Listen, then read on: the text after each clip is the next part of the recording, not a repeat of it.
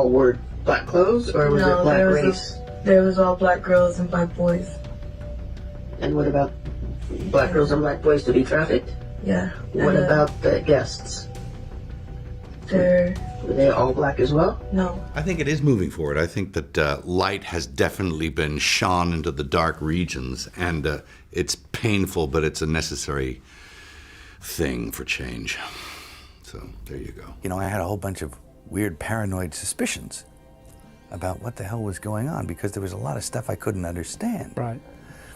And nobody was really bothering to explain it to me. Pop singer Seal has launched an attack against Oprah, accusing her of knowing about disgraced movie mogul Harvey Weinstein.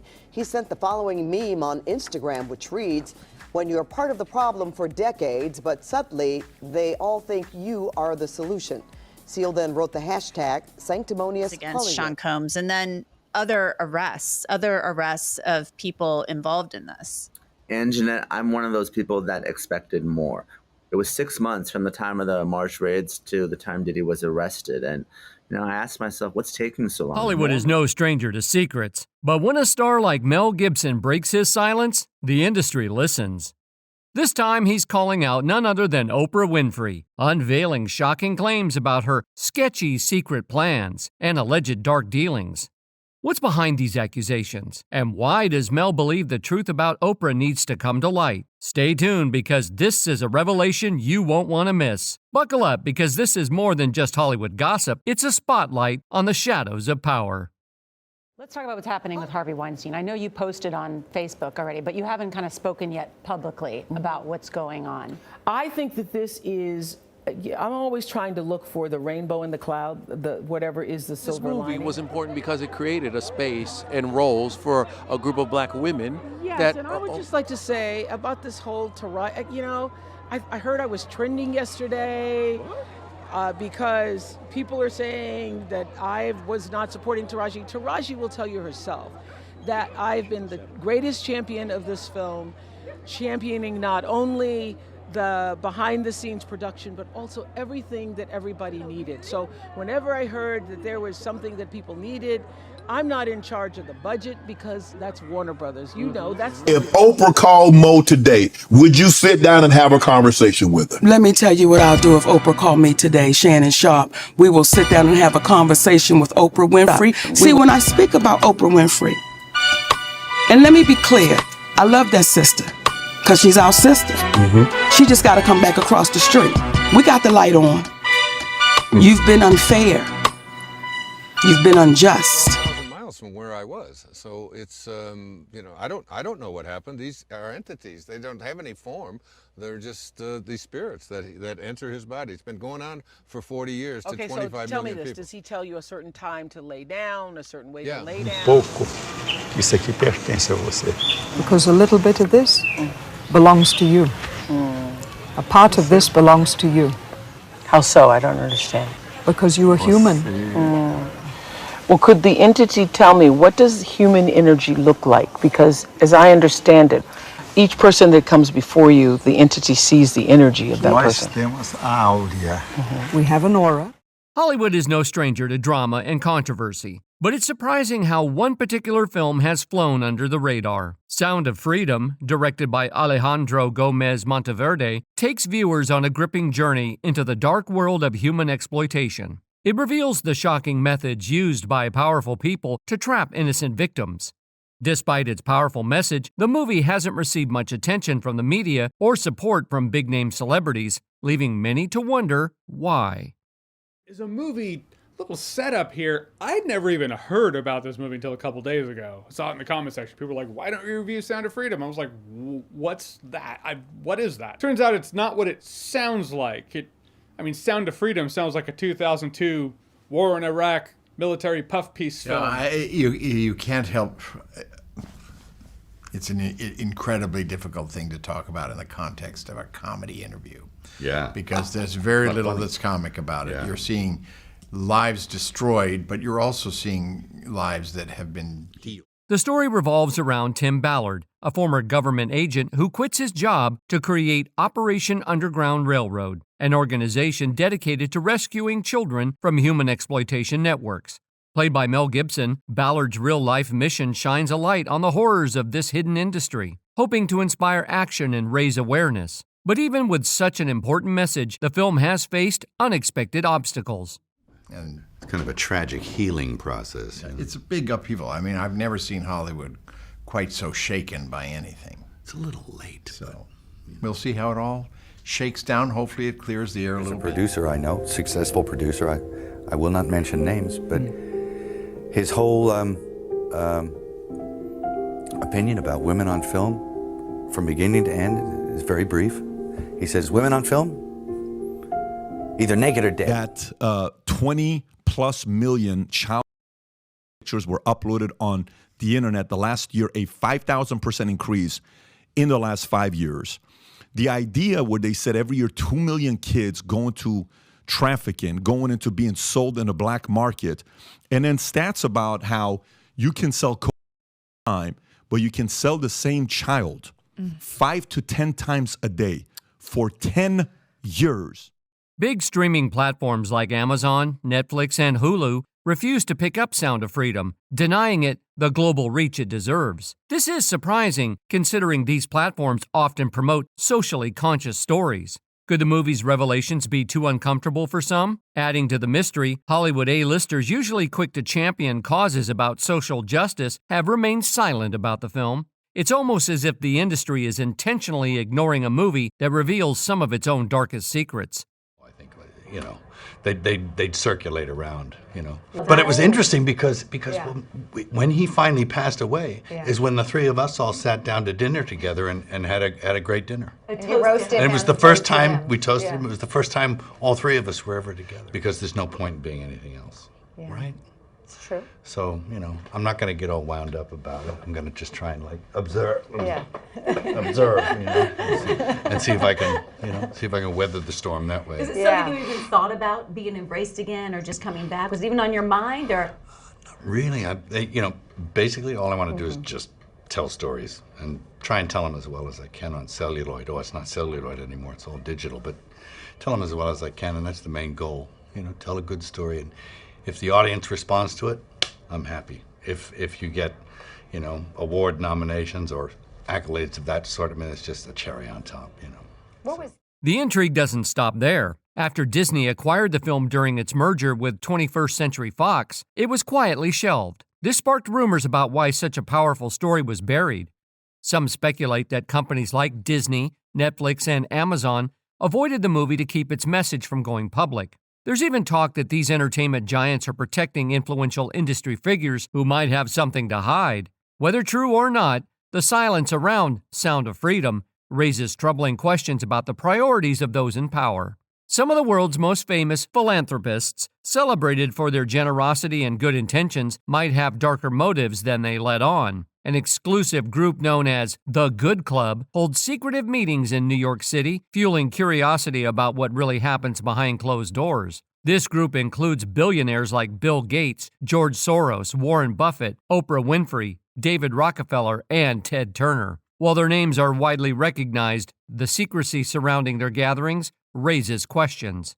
The beginning, you're going to feel the pain of the father taking his kids, a daughter and a son, who is approached by a recruiter saying, your kids can be models, they can be in movies. He says, tonight, audition is at such and such time. Today, tomorrow's audition is such and such time. Father dresses in a suit, takes them to this room, and he takes the kids there. They're excited.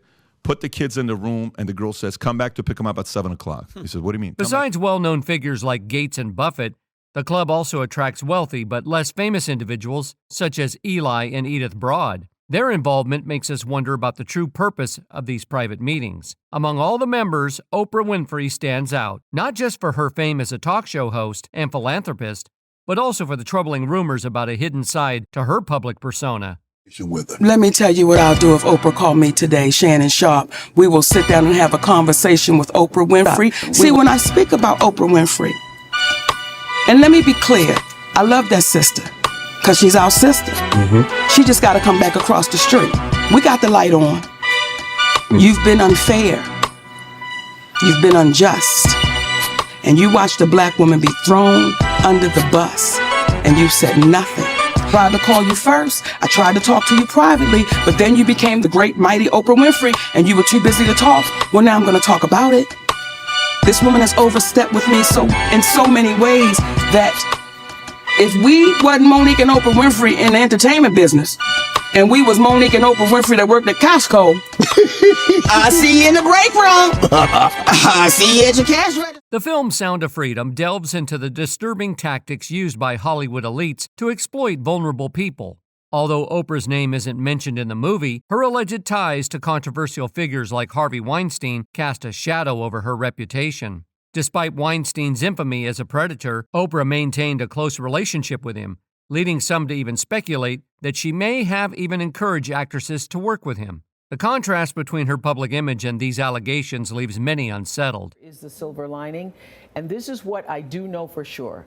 When something this major happens, when you have the fallout, 50 women coming forward, that it's a watershed moment. And what I do believe is actually happening is that, first of all, it's triggering a lot of unreleased pain, repressed anger, guilt, and suffering that a lot of women have had. I happened to be on set with several actresses the other day, and we were filming some things, and they were like, hadn't slept over a period of 2 or 3 days, and I was like, what is that? I said, oh, you guys are suffering from PTSD. These claims raise serious questions about Oprah's role in the alleged misconduct, creating a sharp contrast with her well-known image as a champion of women's rights and a vocal supporter of the #MeToo movement. Critics accuse her of double standards, pointing out how her connections to Harvey Weinstein conflicted with her public advocacy. Actress Rose McGowan didn't hold back, openly criticizing Oprah for her ties to both Weinstein and Russell Simmons. She tweeted, "I'm glad more have seen the ugly truth about Oprah. I wish she were real, but she isn't. From being pals with Weinstein to abandoning and destroying Russell Simmons' victims, she is about supporting a sick power structure for personal gain. She is as fake as they come." Singer Seal also joined the conversation, posting a photo of Oprah with Weinstein on Instagram. Alongside the image, he added the caption, "When you've been part of the problem for decades, but suddenly they all think that you were the solution." He further wrote, "Oh, I forgot, that's right. You'd heard the rumors, but you had no idea he was actually preying on young, starry-eyed actresses who in turn had no idea what they were getting into. My bad. #sanctimonious Hollywood." Oprah is now being criticized for her speech that night by a very unlikely star. Me too.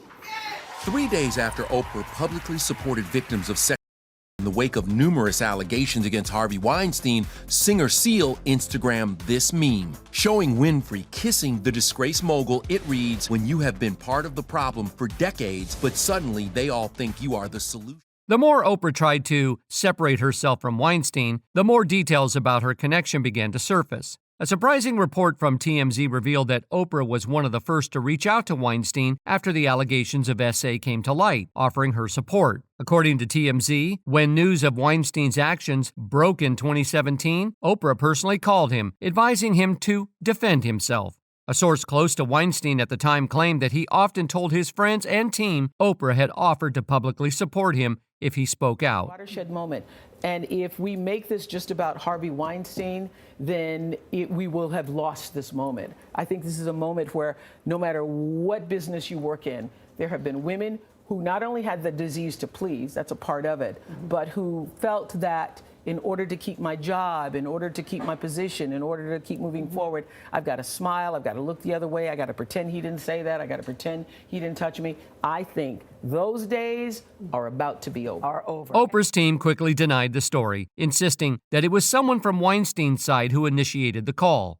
Still, her long-standing relationship with Weinstein was hard to ignore. Their friendship spanned 2 decades, and they were frequently seen together at events hosted by the Weinstein Company. Oprah openly celebrated his achievements and worked on several films distributed by his company, such as The Butler and The Great Debaters. Weinstein, in turn, often praised Oprah in interviews, making their professional and personal connection widely known. I know the gal's, her great friend, but and it's my movie, Lee Daniels, The Butler, but the fact that Oprah didn't get a Golden Globe nomination is shocking. But once all the After the allegations against Weinstein surfaced, Oprah was quick to downplay their connection, claiming she had no knowledge of his actions.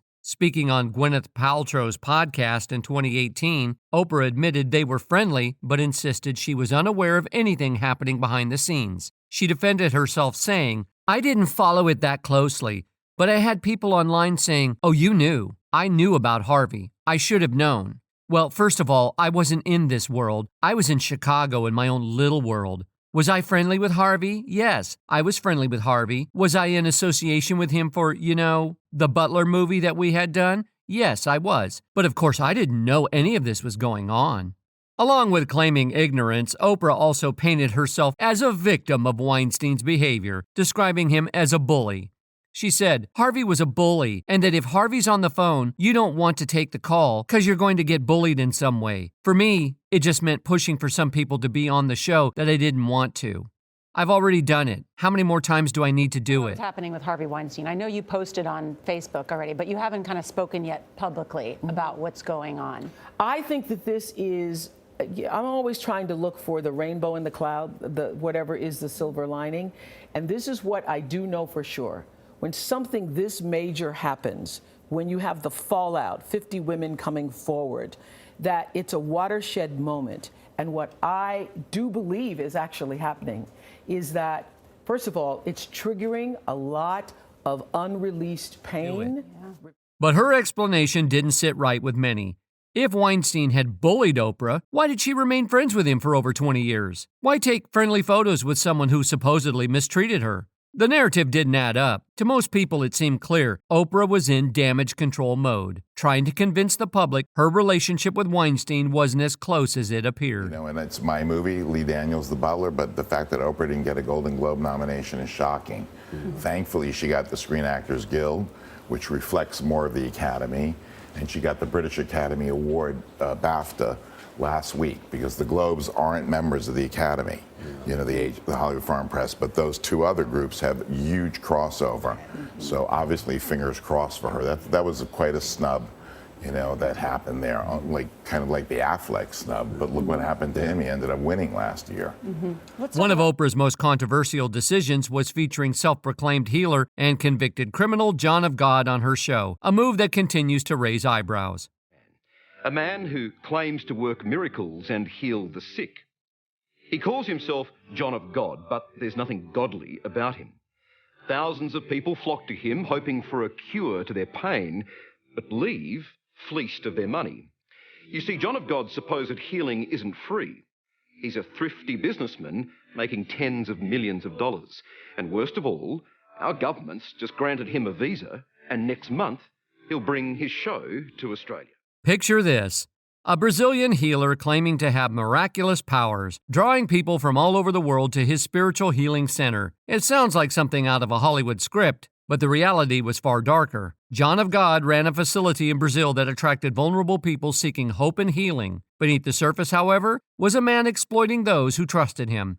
Shocking reports of his predatory behavior eventually came to light, revealing the sinister truth about his so-called miracles. And did you feel anything at all after you had been in this man's presence? No, nothing. Nothing at all. So it was nothing more than a show. A bit of hocus pocus. I'm sorry, it was, yeah.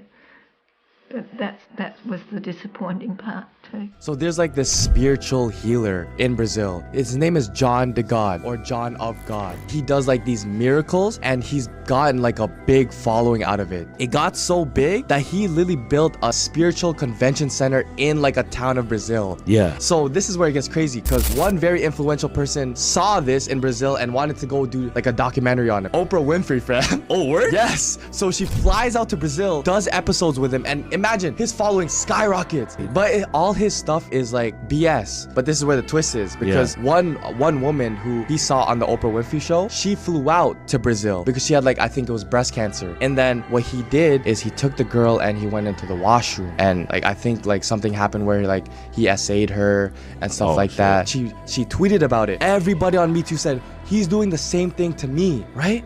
So that's when he gets caught. Everyone in Brazil finds out John de God is like a goes to jail. That whole thing is done. What made this story even more disturbing was Oprah's role in giving John of God a platform by featuring him on her show in a 2010 segment titled, Do You Believe in Miracles? Oprah unintentionally gave him credibility, exposing him to a larger audience and, in some ways, legitimizing his actions. While Oprah later expressed her support for the brave women who came forward with allegations against him, the damage was already done. Her association with John of God left a permanent stain on her reputation. Can I ask, before we start asking questions, am I speaking with John of God now or an entity? With John, indeed. How does the healing work? This is the power of God, because I don't cure anyone. Who cures people is God. There is a big business around your spirit here. Is this more about money than it is miracle? These are questions that were in the list, were they? Do you think they're fair to ask? I don't think that we're going to go into... It was at this point Mr. Freer and his minders decided he didn't want to answer my questions. You describe yourself as a spiritual medium. What does that mean, a medium? Médium, eu sou espiritualista. As a medium, he's a spiritualist. He believes a great deal in God, and he practices this mission already 55 years. To make matters worse, Oprah's Leadership Academy for Girls in South Africa has also faced its share of controversies. Founded in 2007 as a tribute to Nelson Mandela and a reflection of Oprah's commitment to education, the Academy was meant to be a beacon of hope. Instead, it quickly became a source of skepticism and whispers, with scandals surrounding it overshadowing its original purpose. Together, these incidents painted a troubling picture of unintended consequences tied to Oprah's well-meaning ventures. Missionaries of God, do we all have the possibility in our own way to be a medium for God? Todos nós somos médium. Everybody is a medium Pratica o bem. who practices good. And we are all children of God. And each person has their mission. Yes. The first time I saw it today, I was humbled by the experience. When Oprah announced her ambitious Leadership Academy for Girls in South Africa, it immediately drew criticism from the local government. They questioned the school's extravagant cost, especially in a nation struggling with widespread poverty. But Oprah pressed on, undeterred. She built a lavish institution, complete with high-end salons and state-of-the-art gyms, sparking conspiracy theories that quickly spread. Rumors suggested the opulence was a cover for something far more sinister, claims of illegal human exploitation and grooming of young girls. While no concrete evidence ever emerged to support these allegations, the whispers alone cast a shadow of suspicion over the academy. The trial of a former dormitory matron charged with students at Oprah Winfrey School for Girls in South Africa is resuming. Prosecutors say former dorm matron Tina Virginia Makopo tried to kiss and girls. She's also accused of kicking and hitting some of them. Makopo pleaded innocent to 14 charges of indecent assault and criminal injury in South Africa.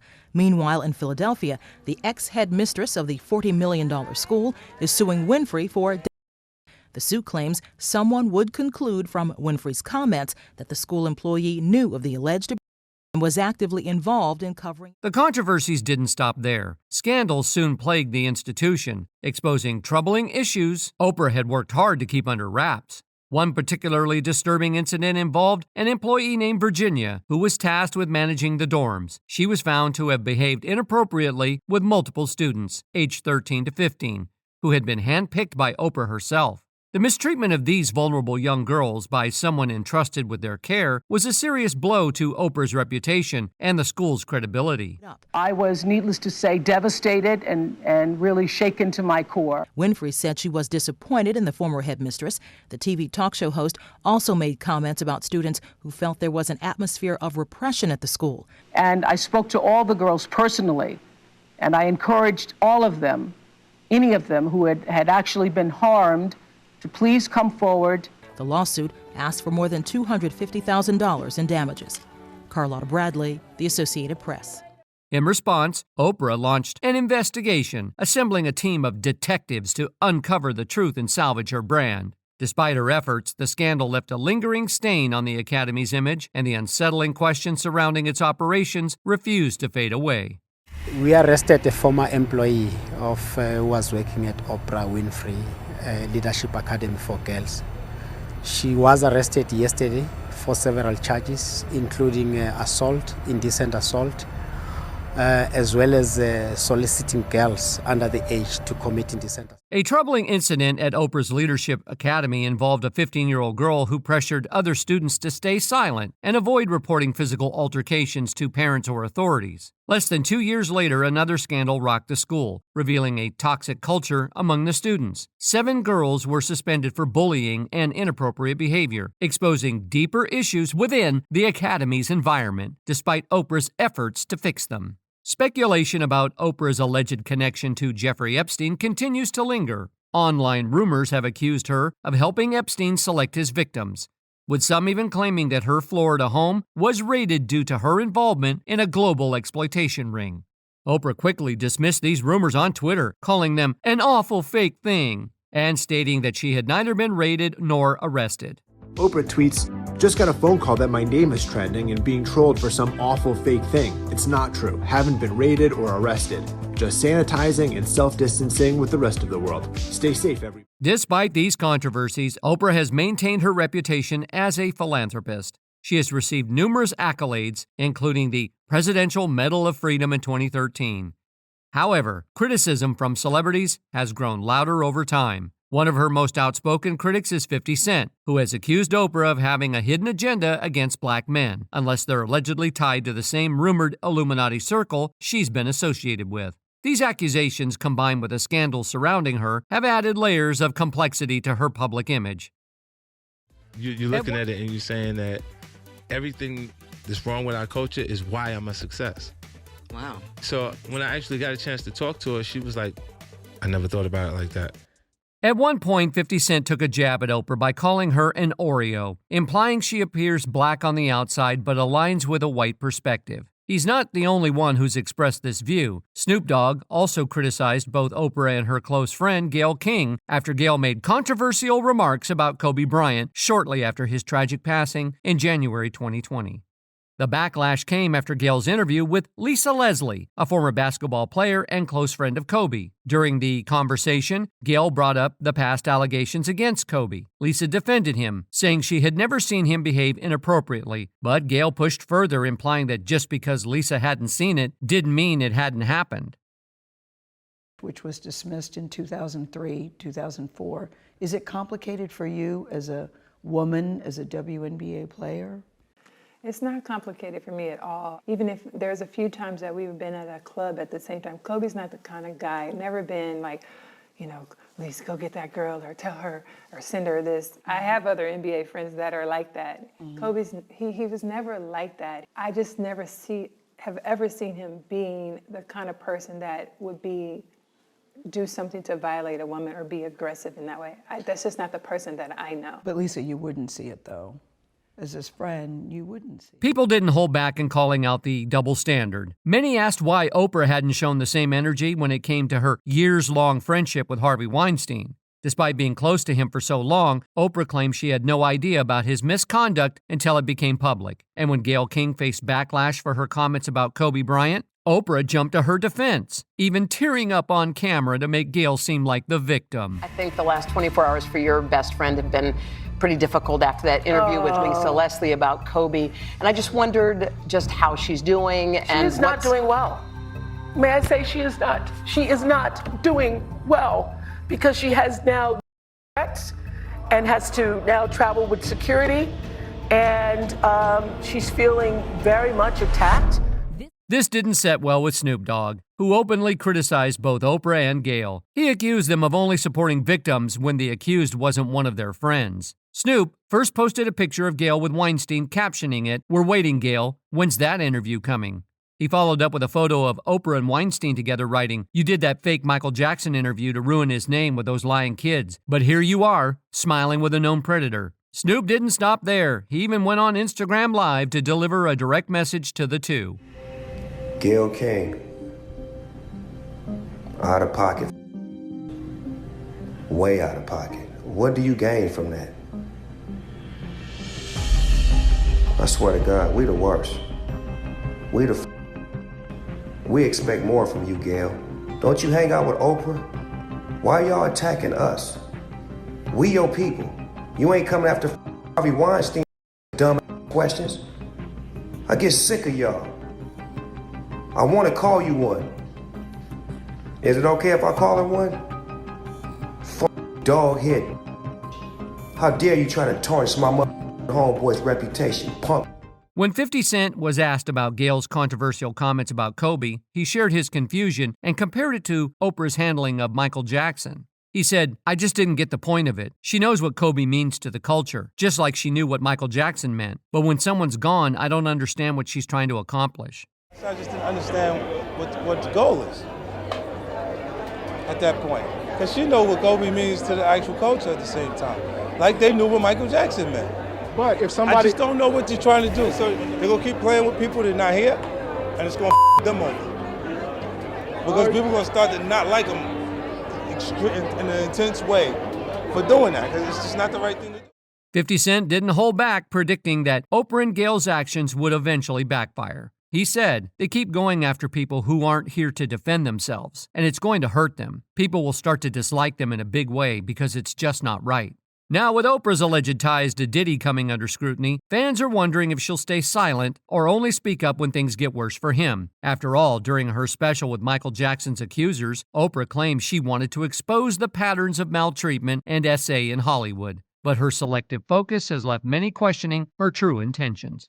A lot of hateration. But I also, when I first saw that documentary, I realized that a lot of people are going to get triggered, are going to be triggered by watching it. Yes. And that a lot of people will not understand what the pattern is, because I had done 217 shows trying to get people to understand that it's not about one person, that it is about the pattern, it is about the seduction. And people call it, but there is a big seducing that goes on, right, and the pattern of that seducing. And that was important enough for me to take the hateration for. So why hasn't Oprah spoken up about the allegations against Harvey Weinstein, Russell Simmons, or Diddy? Some believe her silence might be because she's more involved than anyone realizes. With Diddy's legal troubles in the spotlight, many think it was only a matter of time before Oprah's name got pulled into the conversation. At first, any claims linking Oprah to these scandals sounded like baseless rumors that could be brushed off, but things are starting to escalate. Diddy's former bodyguard, Gene Deal, recently spoke out, directly calling out Oprah and other big names close to Diddy for their silence. Gene didn't stop at Oprah. He also named Gayle King and Jay-Z, hinting that they all move in the same elite circles as Diddy. Gayle King and Nate and that other guy, they were talking about, they showed him beating Cassie, and they showed him the apology in the whole 9 yards. All they said is that we have commentary about that, but we got to go to a commercial. They never came back and said nothing about it. The rumors have taken an even darker turn, with people online speculating that Oprah might have played a role in recruiting victims for a supposed Hollywood exploitation ring. Although these claims remain unverified, they're becoming harder to ignore. Some sources have even suggested there's a secret network of tunnels connecting Diddy's home to the Playboy Mansion and other properties owned by powerful Hollywood figures. Then there's Ally Carter, a woman who claims to be a victim of Hollywood's elite. In one interview, she alleged that she met Oprah before being forced into unsettling situations involving Oprah's influential friends. While these accusations remain unproven, they've added another layer of suspicion to Oprah's silence. Oprah Winfrey?